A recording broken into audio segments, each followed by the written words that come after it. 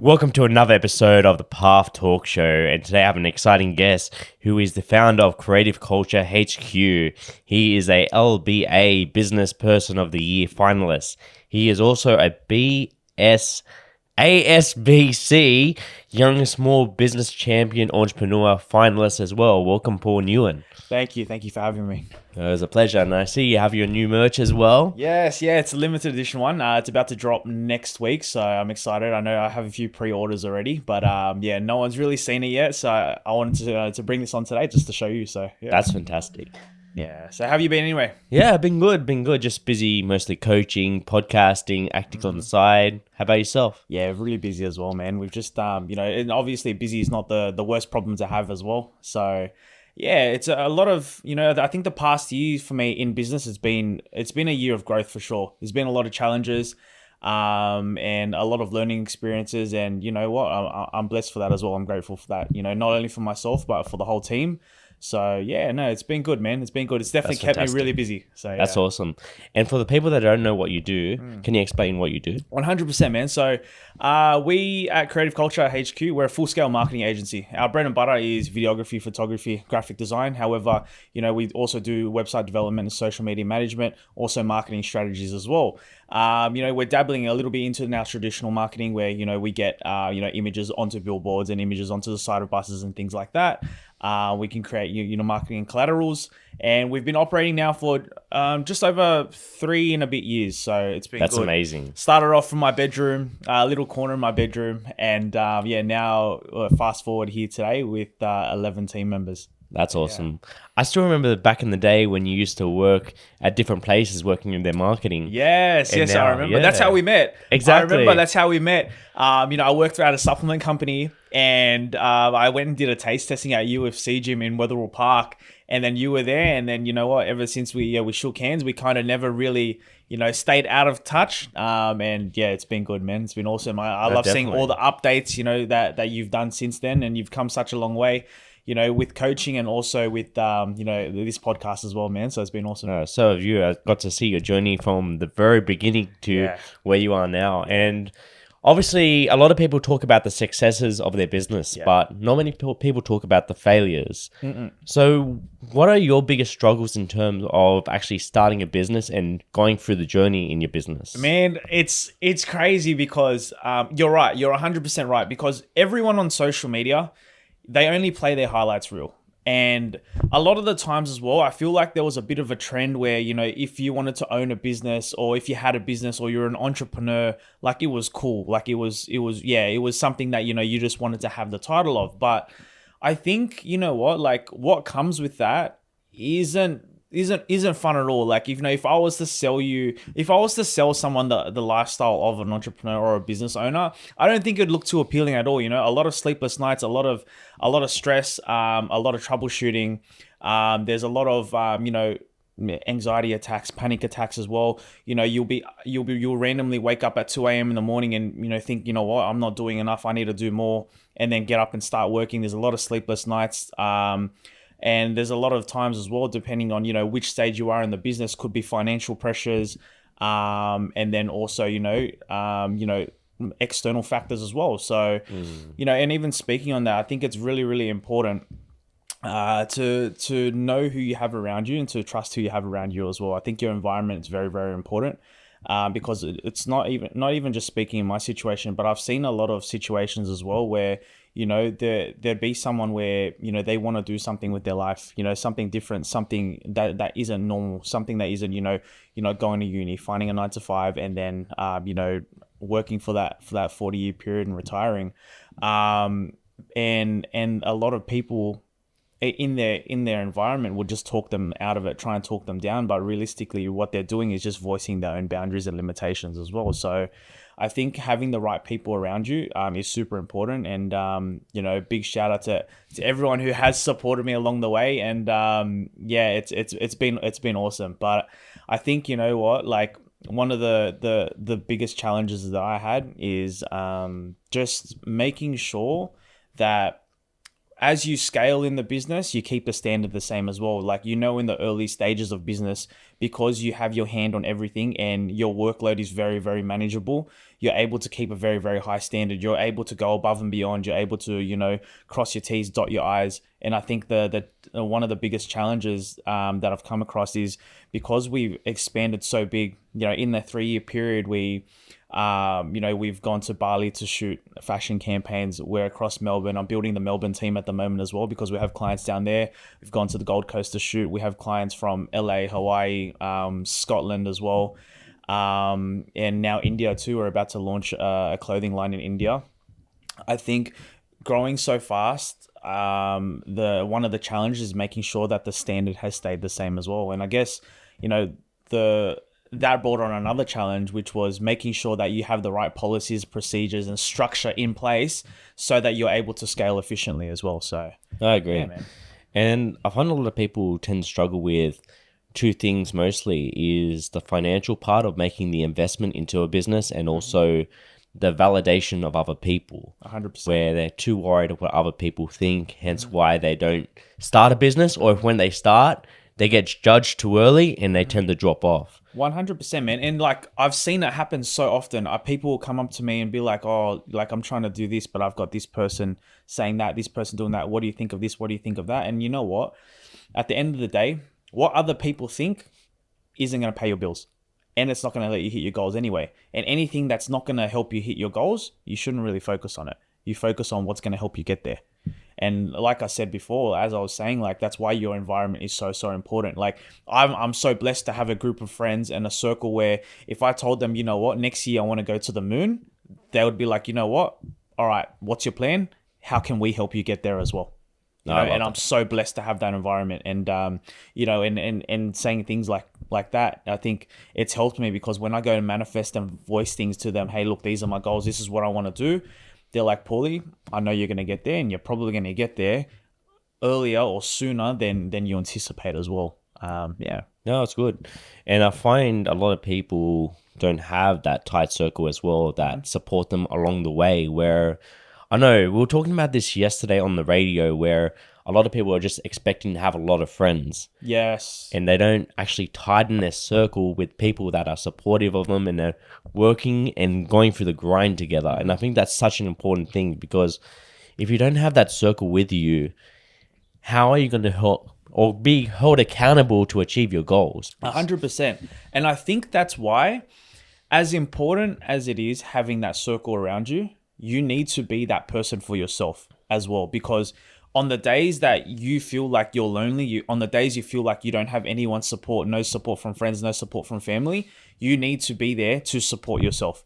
And I think that's super important. And that's where you have to back yourself every single day of the week. You got to get to a point where you had $1 left in the bank account and you're going to put it on yourself to make it happen, to make it work, to succeed, man. So yeah, I think being there for yourself is just as, if not even more important than having the right people around you. It all starts from within you, because when you start to believe in yourself, you vibrate a different energy, which also attracts the right people around you as well and the right environment.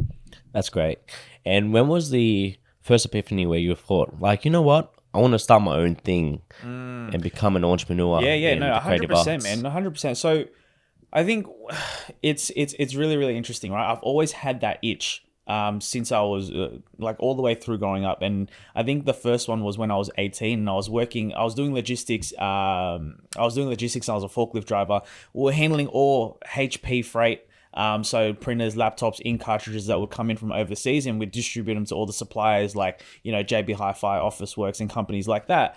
But in there as well, what I was doing was, you know how we got massage guns for recovery? Yeah. So back before they were a big thing, I found them as well, and then I would buy them overseas, small quantities at a time because I had limited capital, and then I would resell them here and make a margin on that as well. So I was always trying to find something that I would, kind of make my own.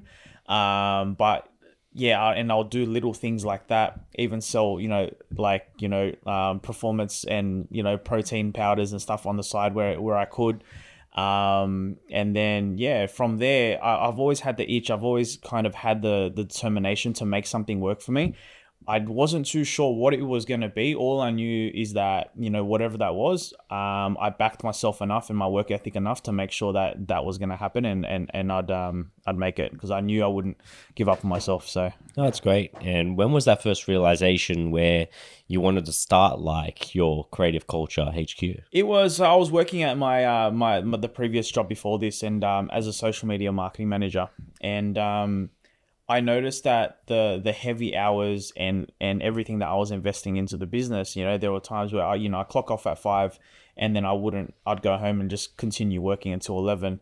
There are times where, I'll be at a family or friend's birthday dinner and I'm on my phone doing work outside of my hours. And, I kind of realized, I was like, you know what, if I'm working this hard for someone else, if I was to put this much effort, if not even more, into myself, I'll make it somewhere. So, and at that point, I wasn't too sure what I was going to do. I was like, okay, let's look at the things that I love. One was, photography, content creating, and the other one was fitness.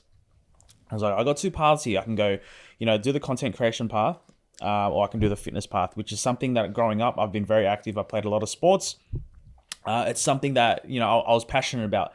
All I knew is that whatever I was going to do, I was going to give it 100% and just not look back. And that's exactly what happened. So I left that job and went full-time into Creative Culture straight away. Creative Culture HQ, purchased my camera.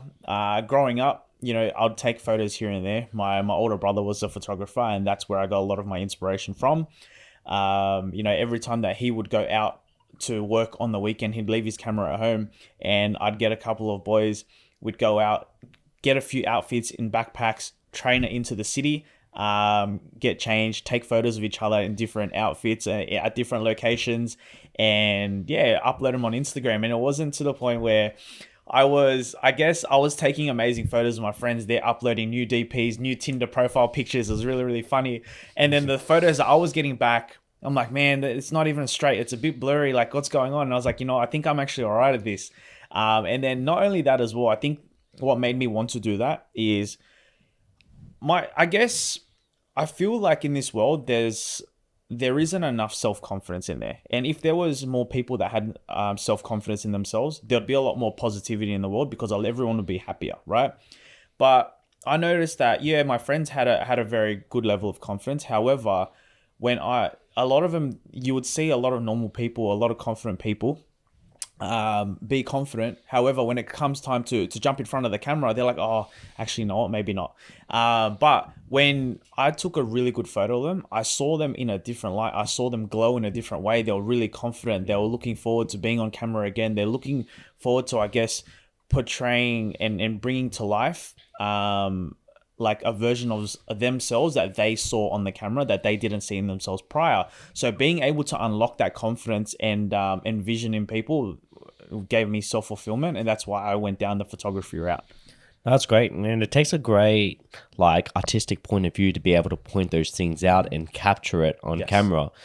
And I find the 2 deepest fears that a lot of people struggle with is the fear that, 1, they feel like they are not enough, and 2, the fear that they're not going to be loved. And hence why they're afraid to actually put themselves out there in front of the camera or in front of people, because they're too worried what other people think, and they're too scared of being judged. 100%. And at the end of the day, when it comes, time for us to move on from this earth, right?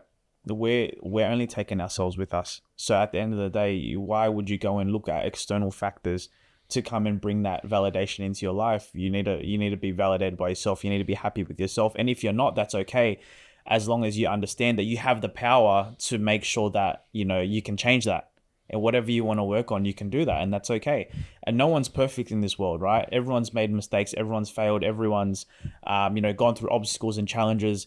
And, a lot of people that I've spoken to have also gone through a lot of trauma too. However, I think it's really powerful knowing the fact that you have the ability to control that narrative. You have the ability to come out stronger on the other side.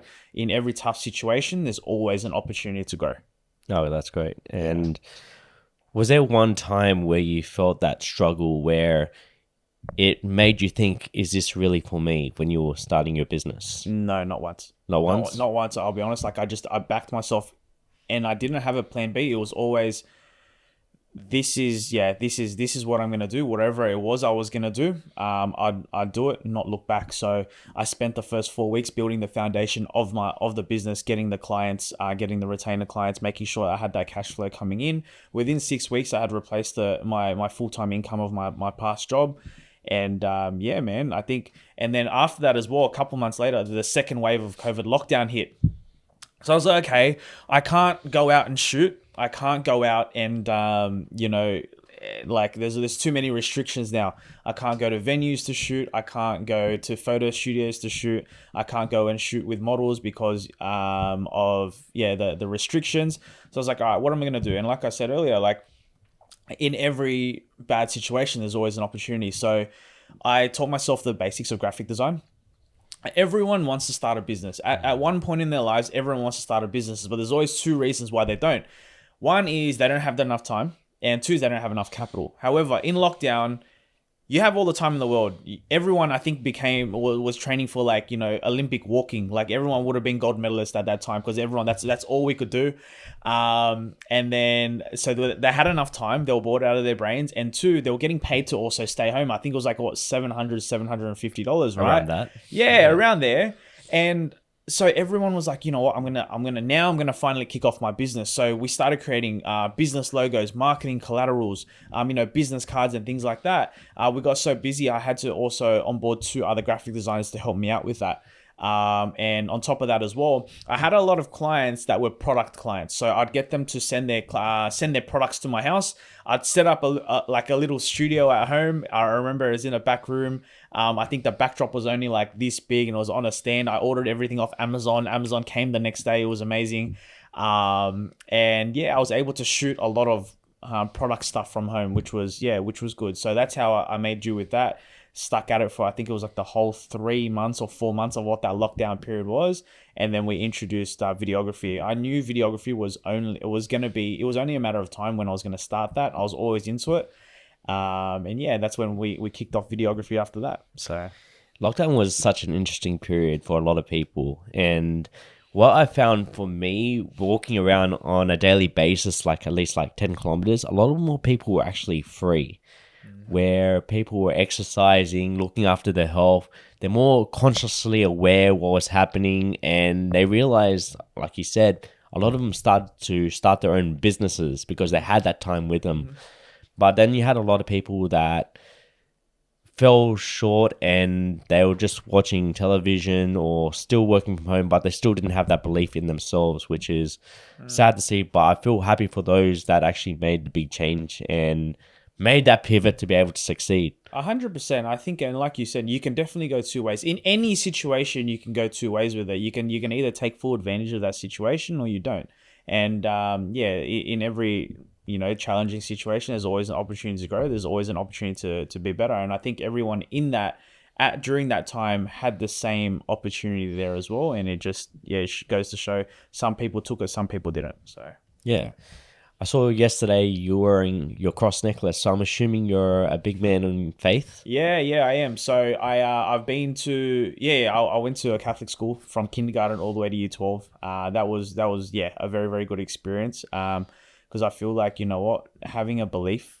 Don't get me wrong, everyone has their own beliefs, and I respect that as well. I have my own beliefs as you would too. Absolutely. But I feel that wearing the cross, and I know that when I go through challenging times, and I see the cross around my neck, I look down at it and I touch it, I feel it. It gives me belief that, you know what, a higher being has got my back. Like, it's okay, like no matter what the situation is, or whatever, challenge I've been, set to face, I know that it wouldn't have been thrown my way if I couldn't handle it. And I think, it's definitely important for me to draw back on my faith.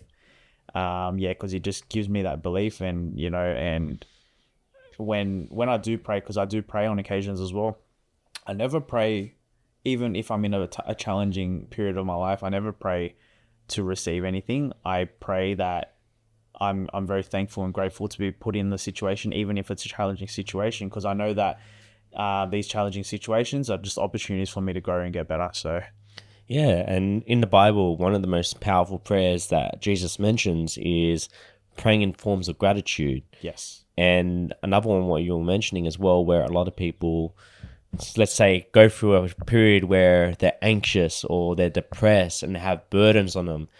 And he says, place those burdens upon me as my yoke is ease and his burden is light.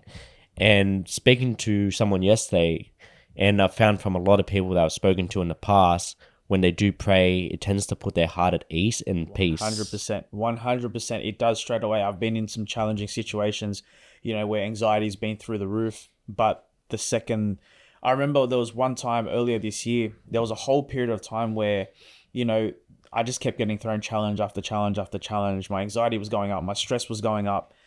And I was getting so caught up in life and business that I was like, you know what, everything's happening and it's challenging and I'm finding it a little bit difficult to handle.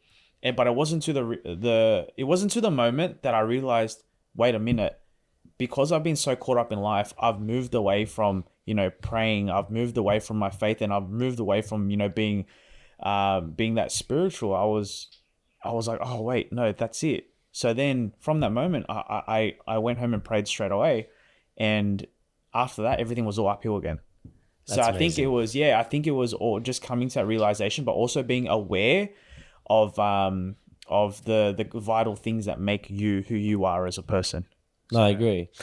And I don't know about you, but for me personally, when I didn't have faith with me, I've always felt like something was missing. And I was always seeking for more. Even if I was achieving great things, I felt like I wasn't complete. Until I turned to faith is when I started to feel more fulfilled. 100%. As well as I was trying to go out to succeed. Yeah, 100%. I agree with you, man. I agree with you. And it's awesome because I'm glad that you mentioned that because I'm very much the same. I'm very, very fortunate when it comes to, my faith that my mum was very, very religious as well. We have a prayer area at home. Yeah, and that's good as well. She'd make sure that even growing up, like we'd try and get to church every single Sunday. If not on a Sunday, then the Saturday night. Man. And even spending that extra money to put us through a Catholic school from kindergarten all the way to year 12, man. I think that was very, very important as well. You do things that, like praying before every single class starts, a prayer at lunchtime, and then a prayer in the morning as well. And sometimes even a prayer before you go home on the day. So I think it got us into not only good habits and patterns, but also being able to help us digest and understand our faith as well. Yeah. And how do you feel your faith has helped you in terms of business? Man, like I said, with any business owner, they'll be able to relate to this, right? You'll have times where you're anxious. You'll have times where you're stressed. You'll be getting thrown obstacles and curveballs every single day of the week, right? And you got to be able to be resilient. I think that understanding and grounding yourself, I feel like faith for me is a way that helps me stay grounded, helps me stay level-headed, because when stress arises, anxiety goes up as well. You get a little bit overwhelmed.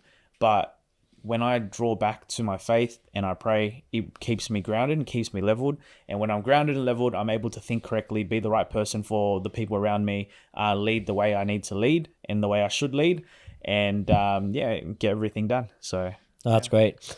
And who is Paul outside of business for people that do not know you?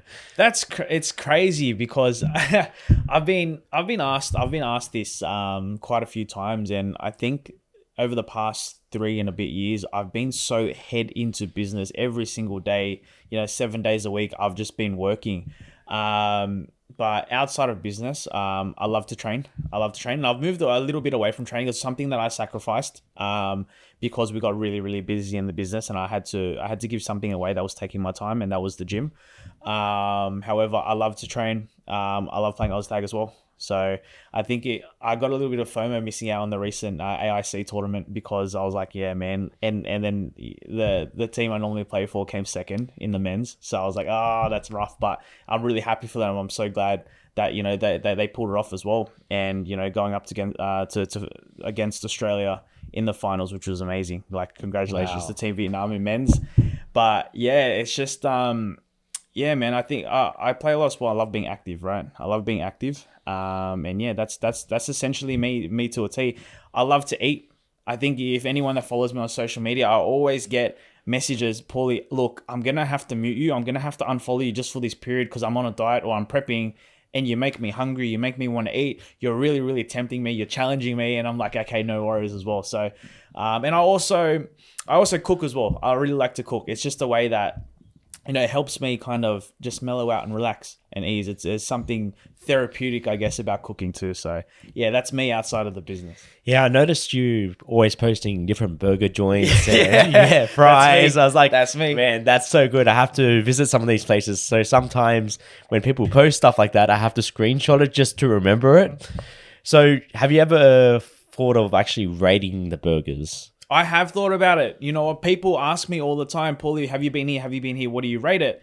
And the most engagement, funnily enough, don't get me wrong, I post a lot of food stuff on my story, but the most engagement is when I react to food, but not even just to food, to anything. If I'm reacting to something, my engagement goes through the roof. So yeah, 100% I have. 100%. I've thought about even doing food blog, food vlogs on YouTube, going to explore different joints. Speaking of that, there's even a food festival tonight in Liverpool that I'm going to go to, so that should be fun. But yeah, I've definitely thought about it. 100% I've thought about it. Yeah, I think it's a great thing to get into, and I see a lot of people nowadays, especially on TikTok, that are posting a lot of food rating reels and pointing out the best places to go to, and it's such a good thing now. 100%. Yeah. 100%, and I'm sure people would enjoy watching it just as much as I'd enjoy eating it or making the videos itself. So definitely a very, very good idea. And definitely something that's been in the back of my mind as well. So yeah. That's awesome. And do you find you get inspiration of cooking these things when you visit these places? 100%, because I'll be like, I'll eat something from a certain place and I'm like, okay, that's interesting. Like there's a certain flavor that's here that, I wouldn't normally add, whether it's, extra garlic, ginger or whatever it is. I'm like, okay, so when I go and make this at home, I'm going to add this and I'm going to try and experiment here as well. Don't get me wrong. There have been so many times where I've made something and I've experimented and it didn't go well. And I've just had to go and Uber eat something afterwards. But there have been a lot of times where I've experimented and it's gone amazingly well as well. And then, the recipes that I'll cook very, very often too. So that's awesome. And what's been your favorite things to cook so far? Oh, you know what? I always draw back to Italian food. So, the homemade pizzas, pastas as well. I did a dumpling class yesterday because I think I could improve a lot more on my Asian side, my Asian cuisine. As ironic as it is, I'll probably have to go and do a few lessons with mum. Just so that, because she's an amazing cook. She cooks everything. She cooks, Viet food, Thai food, Chinese food, Australian food. Everything. So I think that, I should probably do a few more cooking classes with mum and then I'll be able to expand as well on what I'm able to make. There's no better feeling than having mum or dad's home cooked meals. Yeah, 100%. 100%. That's something I always look forward to when I visit my parents, is just having their food. It's funny that you said Italian food. I remember that one time I was in Italy because they have the best pizza and pasta. Yeah. And I was eating with the team and ended up getting my pizza. What I did, I literally folded the pizza and then started eating it that way. And when I was eating it, all the toppings were falling off from the backside of the pizza. Yeah. And we ended up getting a photo of that, which was like one of the funniest moments in my wrestling trips. Yeah, no, that's crazy. And, I will go to Italy one day and eat their food. I think I haven't been to Europe yet, but when I do go, I know it's going to be, there's going to be a lot of eating there because I think I'd want to explore the culture. And with the culture as well, a massive part of it is the food that people eat too. So yeah, no, that'd be awesome. I'm excited for that. And how many countries have you traveled so far? Okay, so I've been to America twice. I've been to New Zealand for sport. I've been to Samoa for sport. I've been to Bali. I've been to Thailand. Yeah. Samoa is such an interesting place. I loved it. Yeah, that is very, very interesting. Very, very interesting. There's only... Okay, my stomach and a few of the boys' stomach didn't really agree with some of the food. And, unfortunately, so what we had to do, there's one McDonald's on that island, as you would know. With a picture of a rock. Oh, and one Big Mac meal is equivalent to $60. We were eating that for breakfast, lunch, and dinner. And, I remember we went to even get a McFlurry and it was $13, $15 because it's seen as such a high-end cuisine there. But it was the only thing that was agreeing with our stomach.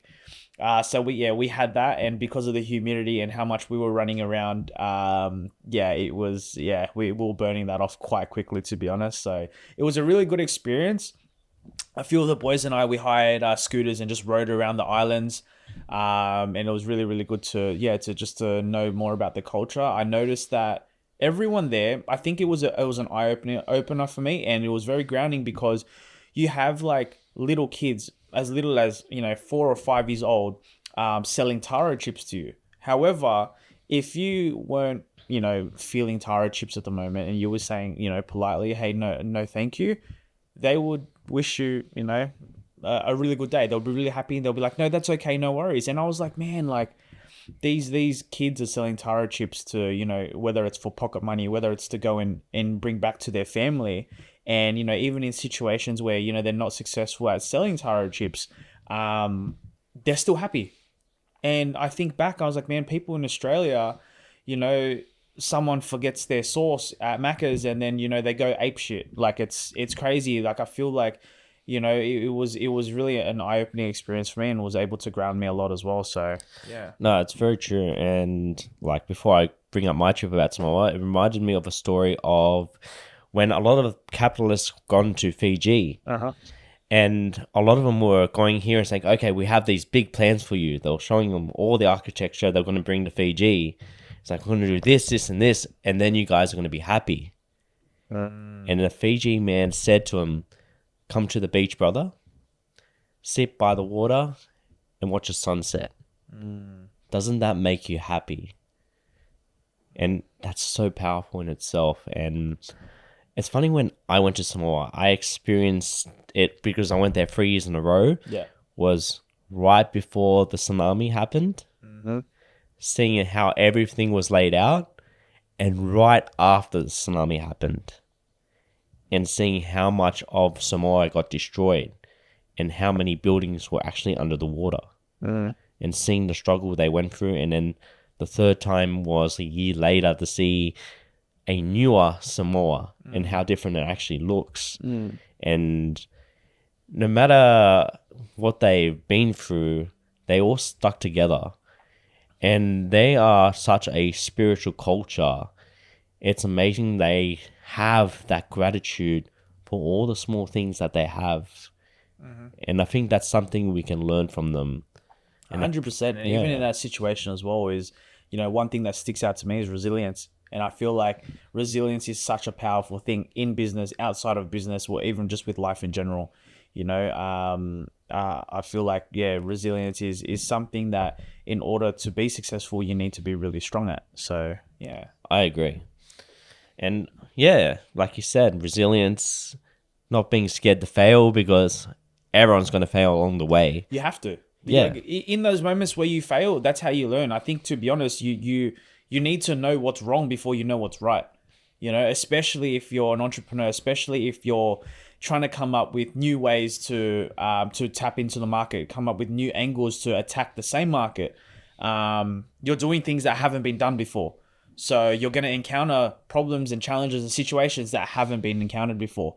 It's just being okay with that. Like you have to fail. And then, and from a leader perspective as well, I think that letting your team know that as well, and building a safe environment where they feel safe to fail, is super important as well. So, and it's super crucial to create an environment in your workplace where, if you do fail, it's safe, because that's where the growth happens. And if people are scared to fail, they're going to be scared to give it 100%. They're going to second guess themselves. They're going to question, their decisions. They're going to lack in confidence as well.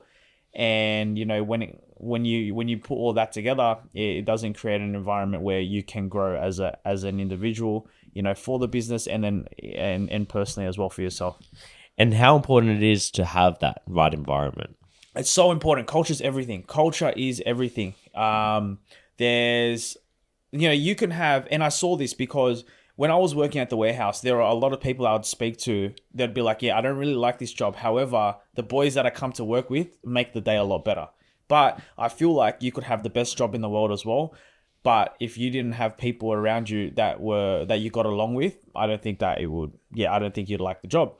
I think, and people are always asking me, what is business culture? And how do you know if you have a good business culture? Well, I think from a team member's perspective, well, anyone that works anywhere, I think the way you find out if you have a good, business culture, or you're going to a good business culture, is how do you feel on a Sunday night before you have to go to work on a Monday morning? Are you kind of like, oh man, I want another day, or I want a weekend, man. I wish we had bloody 2-day work weeks, and I wish I didn't have to go to work tomorrow, or maybe I should call in sick. Or are you like, I'm really excited. You've got your stuff packed up, ready to go. Your alarm's all set. You're in a routine. You're happy to go. You can't wait to go, because you're going to a place that supports your growth. And building an environment like that starts from the leader, right? And I say leader because it's not the boss, because they're two different mentalities there. And how do you separate them? The boss thinks that team members owe them everything, whereas the leader thinks the leader understands that, if these people are coming and taking time out of their day in order to come and help the company, what can I do to serve you? What can I do to help you? What can I do to help you grow in the business? Also, what can I help you to do to grow outside the business as well? What are your personal goals? And then constantly checking in and touching in with them as well. And I think as a leader, like, another difference is bosses will be talking a lot, whereas leaders will listen a lot more. Yeah. Yeah, and it does take a great listener. And it kind of reminds me of this picture I've seen on a meme where there was two coaches. There was one fat coach yelling from the corner, and then you had a picture of Mike Tyson, who's lean and muscly and who's actually working out with his students. Uh-huh. And I think that's such an important thing nowadays, like you mentioned, is being able to lead by example and show them by leading, which is such a powerful thing. And I think a lot of leaders nowadays sometimes lack that, but you have those leaders as well that are able to show by example. So you were mentioning about how you would help them with their personal goals, right? So how do you help a lot of your staff members or people that work for your team to be able to help them achieve their goals? 100%. So we have goal setting sessions when they start in the business. And then with the goal setting session, every single month, we check in to see how they're going with their goals with one-on-ones. Whether it's myself or my amazing general manager, they'll check in with them as well to make sure that they're hitting it. And, little things that I do, like, for instance, I know that a lot of my team members' goals are to save money, purchase property, maybe even purchase a new car. So I try and figure out ways that I can help them do that indirectly, even directly at times as well. So, one thing was I noticed that everyone on my team runs off caffeine. They're always going to the office every single day with a coffee in their hand. I was like, okay, it's probably costing them about $4 to $6 every single day. They could have multiple coffees a day. How can I relieve them of that burden? Right. And I was like, okay. So what I did was I went down to Oliver Brown downstairs. I put the company card on it. So there was a tab. So any coffees, desserts, lunches, breakfasts, dinners was on the company. So at least that way, they didn't have to go out and buy breakfast. They didn't have to go out and, buy a coffee in the morning. It's all covered by the company as well. We work with another company, Project Cars, who's also one of our clients as well. But everything when it comes to car maintenance, whether it's servicing, dent repairs, we get 30% off of their services too. So cars are a massive expense in anyone's life. Even if it's it's petrol, or it's maintenance. So I thought doing that as well was able to help them gravitate further towards their financial goals in that situation. A lot of the other goals in the company, people want to grow in the company, people want to be better at certain skills. I always ask them, whether it doesn't matter what position they're in, photography, videography, social media manager, general manager, what do you want to be better at? And a lot of the times it's stuff outside their field. Photographers want to try and do graphic design, graphic designers want to try and do videography. So what I do is I hire third-party people to come into the office and run workshops to help grow. And those workshops that I pay for, it's an open invite for all the team members to come in. We've got a second marketing workshop coming this week. And you got photographers sitting in, you got videographers sitting in. It's not just a marketing team. So the whole team is growing as a whole. And I think it's really good because a lot of my team are hybrids, but they're hybrids by their own choice because they want to be versatile. They're adapting to the market. They don't want to just put all their eggs into one basket. They want to make sure that, they bring a lot to the company as well. And those are the types of team members that, that seem to be drawn to Creative Culture HQ. And I put it down to the growth environment and the environment that allows them to actually grow, because a lot of the times, you'll go to a job, and if you got to only focus on one thing, a lot of the times you won't even have the support to actually do that as well. So yeah, I've done my best to put in a lot of measures in place to make sure that, the team can grow, and the team has the support there as well. Yeah. When you think about it too, like, not many companies nowadays covers other people's costs with coffees, food, etc., cars. So you're doing like great things. Yeah, and that comes from being in workplaces that, I guess, didn't value team members, right? And I would, and coffee to anyone, oh, it's $4 or $6 or whatever it is, right? That's a little thing, but that little thing goes such a long way. It goes such a long way, and it all draws back to one thing, and it's showing your team members that you value them. Like, I value you. Like, you know what? You're doing an amazing job. Here's a coffee. Here's dessert. Here's whatever it is. Like, you go and do what you got to do. So yeah, and I know that a lot of the times the team members get caught up, and they're so busy with their outside lives, they forget to meal prep, and they go and spend money on food, and it's hard, right? But yeah, so I've done that because, yeah, I know what it's like to not be valued in a workplace, and the last thing I ever wanted to do was to create a workplace where team members didn't feel valued. And I think that's half of the push and the drive behind the business. Like, there's obviously becoming that global marketing agency that impacts, companies on a global level. However, the other half is creating a workplace that people want to go to, and creating one of the most rewarding workplaces for people to be at. It's funny that you said you've had interesting experiences in past companies, and a lot of us, when we go through life, we experience certain things, and it creates us to be better people if we choose to be. 100%. Right? And yeah, you obviously had so many milestones in your journey, but what is that one milestone that stands out as a pinnacle milestone for you? There's a few. I think if we were to talk about business growth, within my first year of business, we hit an international market. So we had a supplement company from overseas in LA. They would send products to us because they saw the supplement content that we were making, and they wanted something like that as well. And then in that year as well, we also landed Westfields as a client. And from Westfields, we were able to brand leverage. And from Westfields, we did Disney gigs, we did Culture Kings, JD Sports, Mervac, recently a couple months ago, BMW as well. And yeah, like I mentioned earlier, like we launched a commercial in Woolworths yesterday for one of the brands, which was amazing. Like, it was so good to be a part of. And then on top of that, yesterday we even 4 publications launched, and one of them was on Mumbrella, which is the biggest marketing and media publication in Australia. So it's all credit to the team, and that's because of the team's hard work, right? That's definitely a few of the things that have stood out. But I think, and I always draw back to this, and I always talk about this, but one of the most rewarding things for me, and the telling signs that, I'm on the right path, is when I walked into the office one day, and I had a graphic designer at the videographer's desk helping the videographer, and I was kind of overlooking, like, what's going on here? Like, what could possibly the graphic designer be helping the videographer with? But she was teaching him how to use the right font to depict the right emotion, which is a graphic designer's department. Videographers choose the right font to match the video, but the graphic designer picks the right font to target the right audience, to capture the right emotion, to convert into sales. That's interesting.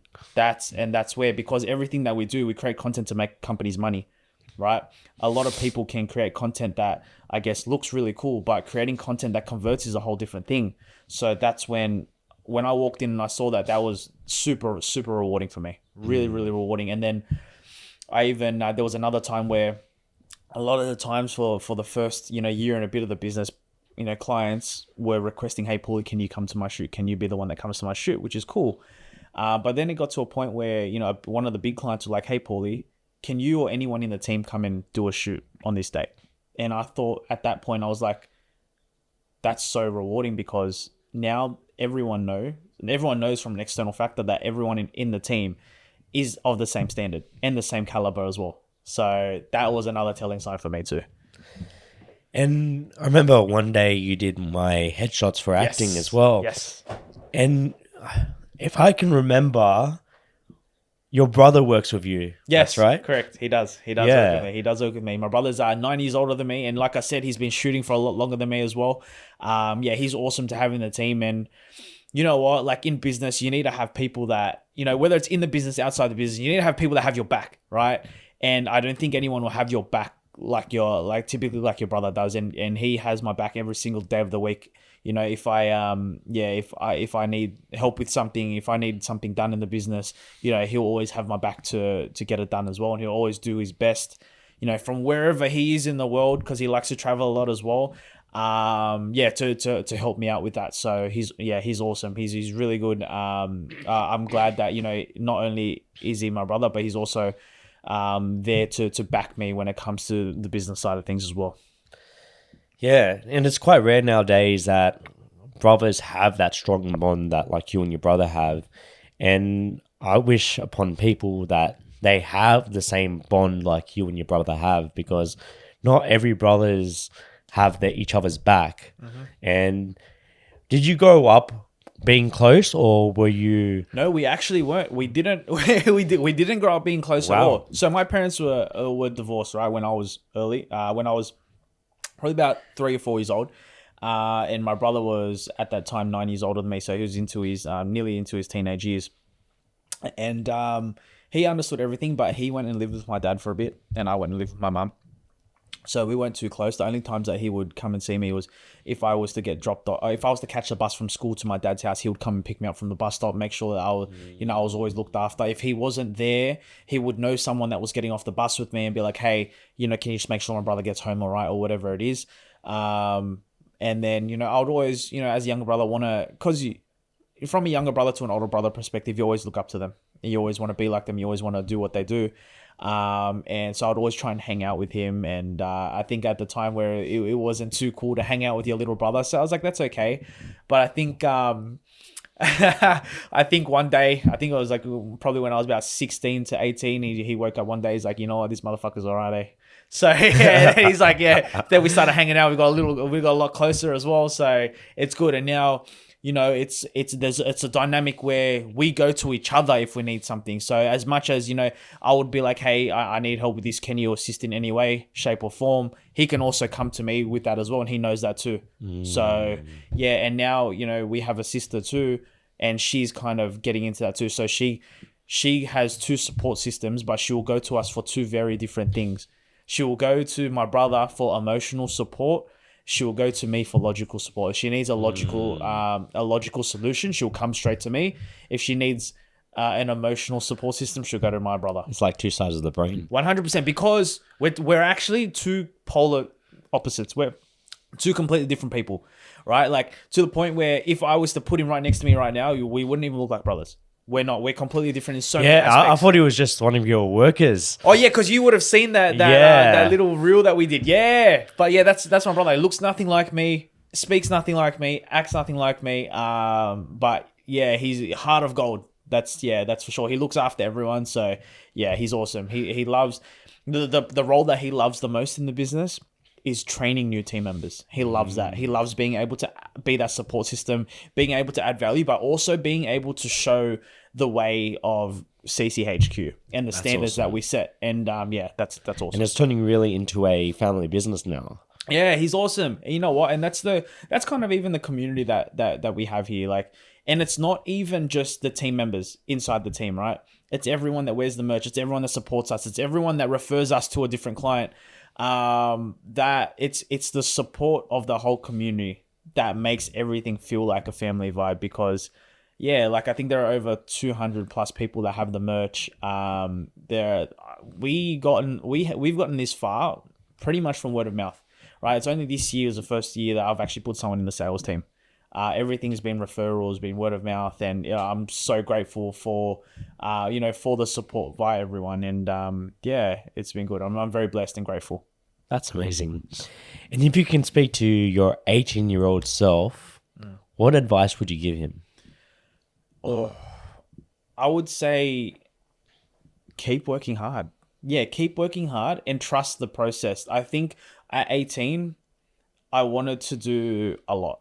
I wanted to do a lot, you know, like, and now there are things that I've done in my life that I wouldn't have even dreamt of at 18. I was always at 18, I was always that kid that wanted to do this, wanted to do that, and I was really trying to do that. But there are some things in life you need to experience first in order to give you the ability to go and hit a certain goal.